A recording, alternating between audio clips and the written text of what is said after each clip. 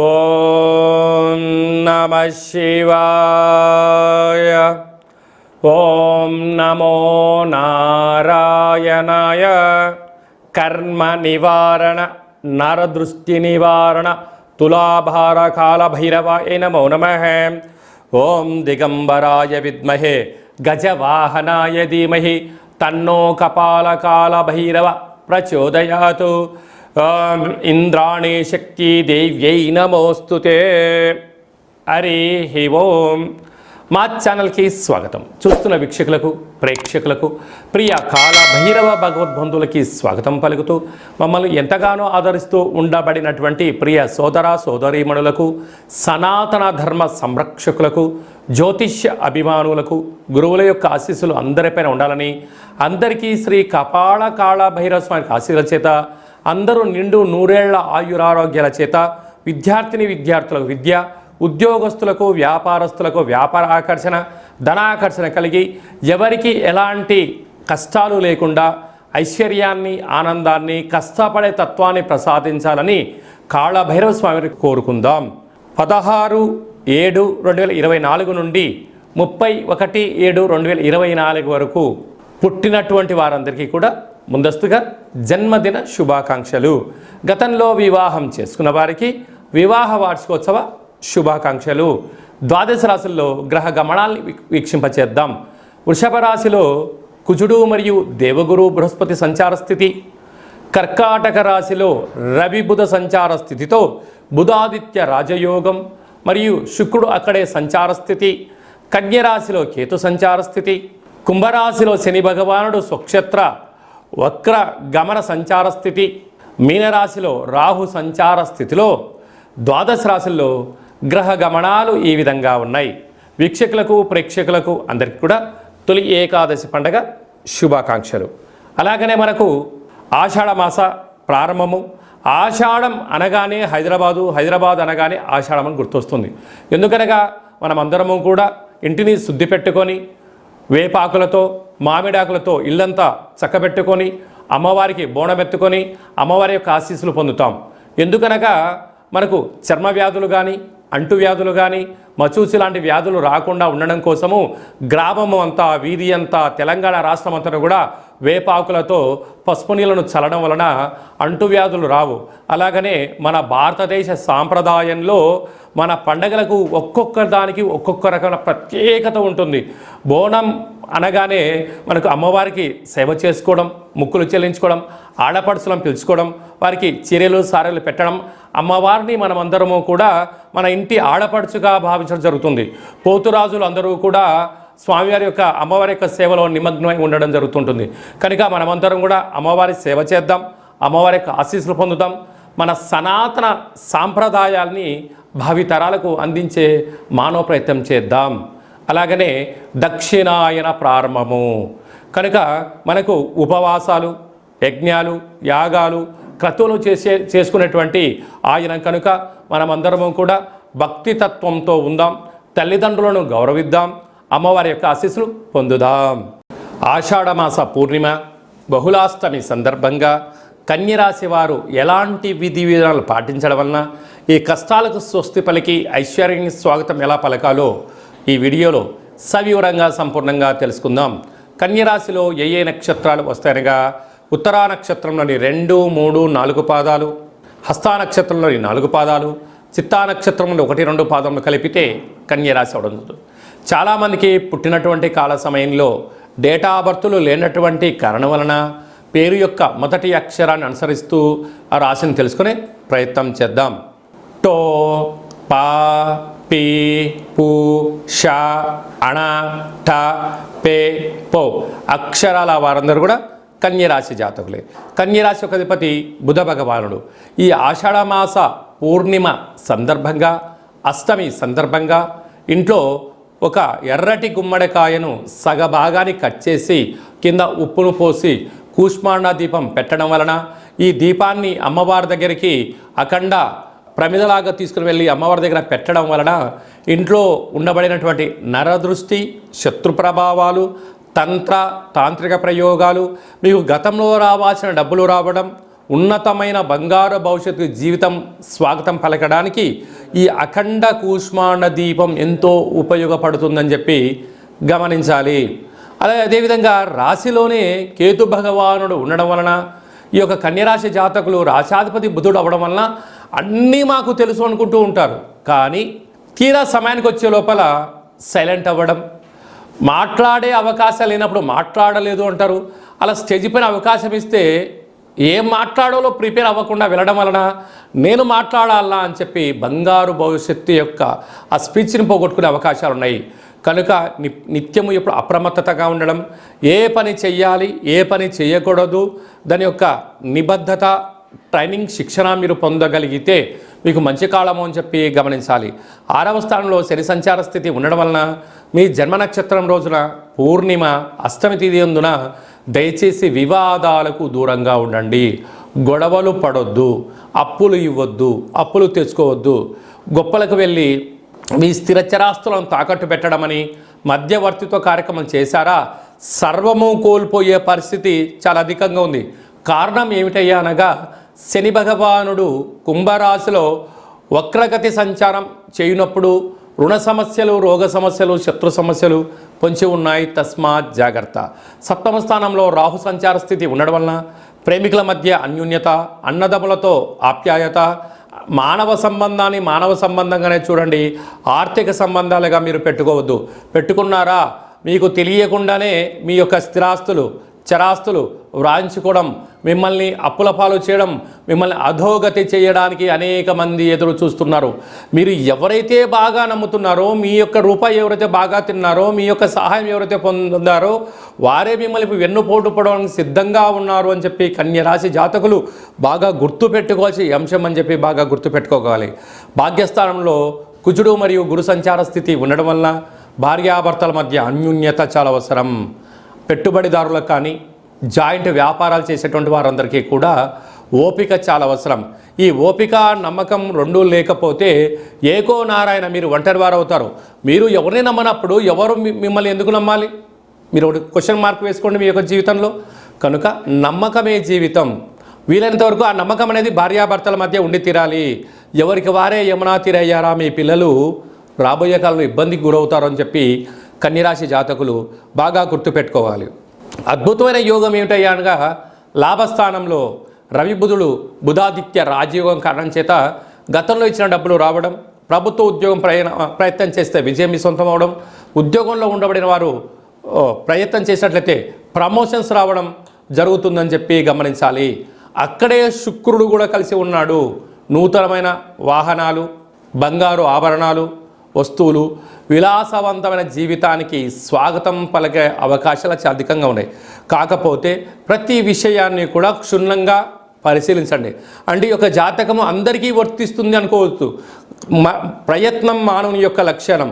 అంటే నాకు 90 ఏళ్ళ వయసు ఉందండి, మీరు చెప్పిన వీడియోలో నాకేమీ జరగట్లేదు అంటే ప్రతిదానికి వయస్సు, సమయం, కార్యాచరణ, పెట్టుబడులు, అదృష్టము, నీ యొక్క జీవన విధానము, నువ్వు ఉండబడిన స్థలాన్ని బట్టి నీ యొక్క అదృష్టం కలుగుతుంది అని చెప్పి గమనించాలి. జూలై మాసంలో ద్వితీయార్థంలో ముఖ్యమైనటువంటి పండగల గురించి సవివరంగా సంపూర్ణంగా క్లుప్తంగా తెలుసుకుందాం. 21/7/2024 ఆషాఢ మాస పూర్ణిమ ఆదివారం ఉత్తరాషాఢ నక్షత్రం రావడం వలన గురు పూర్ణిమ, వ్యాస పూర్ణిమ అని చెప్పుకుంటాం. గురువులకు, తల్లిదండ్రులకు మనకు మొట్టమొదటిసారిగా అక్షరాభ్యాసం నేర్పించినటువంటి గురువుల పేర్లు స్మరించుకోవడం, మన ఏదైనా వృత్తులలో, ఉద్యోగాల్లో, వ్యాపారాల్లో మనల్ని క్షేమాన్ని కోరి మనల్ని ముందుకు తీసుకెళ్లి సలహాలు ఇచ్చే వారందరినీ కూడా ఆ రోజు గురుముఖత వారికి ఒక నమస్కారం తెలియచేసుకోవడం, వారిని కలవడం, వారితో ఆధ్యాత్మిక చర్చలు చేయడం వలన గురు యొక్క ఆశీస్సులు కలిగి ఉన్నతమైన స్థాయికి ఎదుగుతామని చెప్పి తెలుసుకోవాలి.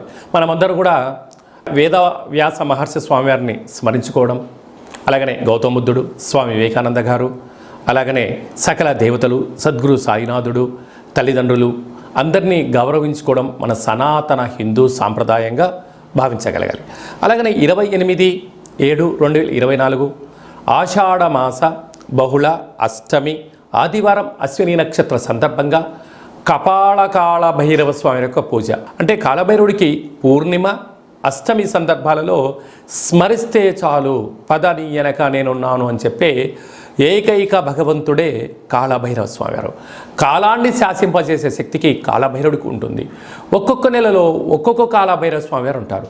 కనుక మనకు ఆషాఢమాసంలో కపాళకాళ భైరవ స్వామి యొక్క ఆశీస్సుల కోసం మనం ఆయన స్మరణ, అష్టకం, జపాన్ చేయడం, దానం చేయడము, సునకపు మహారాజు అనక కుక్కలకు రోజు అన్నం పెట్టడం, కాకులకు ఆహారాన్ని, వీలైతే మద్యాన్ని పోసి చూడండి, అద్భుతమైనటువంటి నరదృష్టి, శత్రు ప్రభావాలు తొలగిపోతాయని చెప్పి గమనించగలగాలి. అలాగనే మనము కాళభైరవ స్వామిని స్మరణ చేయడం వలన, ఇంట్లో ధ్యానించడం వలన, కూష్మాండ దీపాన్ని ఇంట్లో పెట్టడం వలన, స్వామివారి యొక్క సేవ చేయడం వలన ఇంట్లో ఉండబడినటువంటి వాస్తు దోషం తొలగి విద్య ఆకర్షణ, ఉద్యోగ ఆకర్షణ, వ్యాపార ఆకర్షణ, వివాహకాల సమయంలో వధువుకు వరుడు, వరుడుకు వధువు ఆకర్షణ అవ్వడం, వ్యాపారంలో జనాకర్షణ, ధనాకర్షణ, పదవి ఆకర్షణ కలిగి మనం ఏదైతే అనుకుంటామో అని అన్నింటా విజయాన్ని కలిగింపజేసే శక్తి మనకు కాళభైరవుడికి ఉంటుంది. అలాగే మీకు చేసుకోవడానికి కుదరకపోతే ఈ కింది నెంబర్ సంప్రదించినట్లయితే, మీ గోత్రనామాలను పంపించగలిగినట్లయితే కాళభైరవ స్వామి యొక్క హోమ కార్యక్రమాన్ని వాట్సాప్ కాల్ ద్వారా ప్రత్యక్ష ప్రసారాన్ని కూడా చూపించడం జరుగుతుంది. అలాగనే మీ పేరుపైన స్వామివారికి అభిషేకము, కూష్మాండ దీపము, సునకపు మహారాజుల వరకు కుక్కలకు మీ పేరుపైన ఆహారాన్ని ఏర్పాటు చేయడము, కాకులకు మీ పేరుపైన ఆహారాన్ని, మద్యాన్ని కూడా దానం చేయించి అది కూడా మీకు వీడియో కాల్లో కూడా చూపించడం జరుగుతుంది. కనుక ఆసక్తి గలవారు ఈ కింది నెంబర్ సంప్రదించగలరు. ఇంకనూ మనం విజయం సాధించగలగాలి అన్నట్లయితే ఈ యొక్క పాత్ర కంచు పాత్ర అంటారు.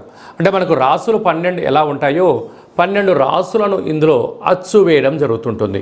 ఈ పాత్రను మనం ఇంట్లో పెట్టుకొని ప్రతిరోజు ఉదయం పూజ చేసిన తదనంతరము మనసులో మనము చిన్నపాటి కోరికను కోరుకొని ఇలాగా శబ్దం చేసినట్లయితే ఓంకార శబ్దం రావడం జరుగుతుంటుంది.